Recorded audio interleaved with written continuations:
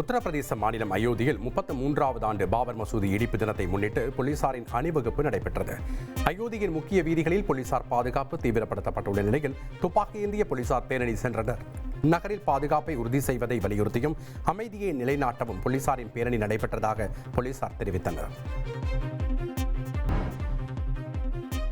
மேற்கு வங்க மாநிலம் சைந்தியாவில் சாலையில் நடந்து சென்றவர்கள் மீது பள்ளி வாகனம் மோதிய விபத்தில் ஒருவர் உயிரிழந்தார். சம்பவத்தன்று பெர்பும் பகுதிக்கு அருகே உள்ள சைந்தியாவில் பாதசாரிகள் மீது அவ்வழியாக சென்ற பள்ளி பேருந்து மோதியது. இதில் ஒருவர் பலியான நிலையில் பலர் காயமடைந்தனர். இதனால் ஆத்திரமடைந்த மக்கள் போராட்டத்தில் ஈடுபட்டனர். இதனால் பரபரப்பான சூழல் உண்டானது.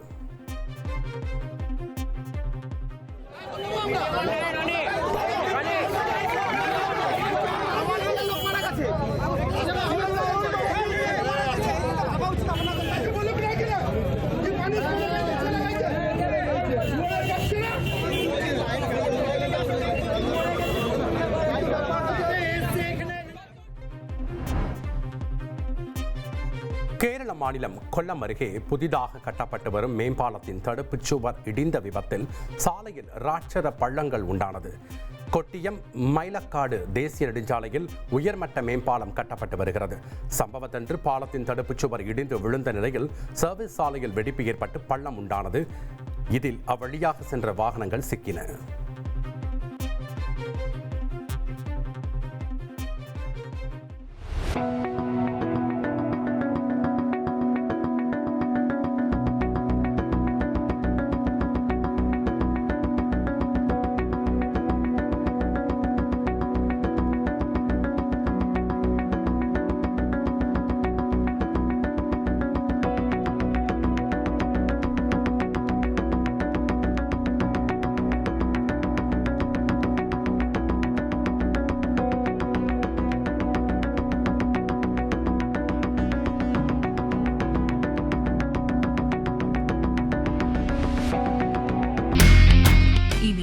செல்லும் இடமெல்லாம் செய்தி.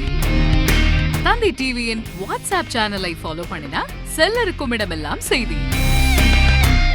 இதோ QR கோட் இப்பவே ஸ்கேன் பண்ணுங்க, ஃபாலோ பண்ணுங்க.